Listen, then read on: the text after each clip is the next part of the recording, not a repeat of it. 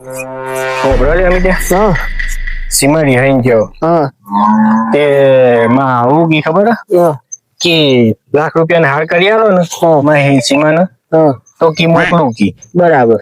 તે પછી મારે શું કરવું કીધું ₹1,00,000 હાર તો કરી આલવો પડશે ને કા આવશે નહીં. વાત તો સહી છે.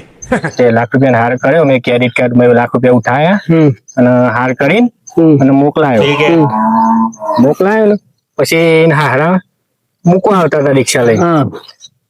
તે મૂકવા આવતા હતા ને તેને રસ્તામાં એ હાર તોડી ગયા.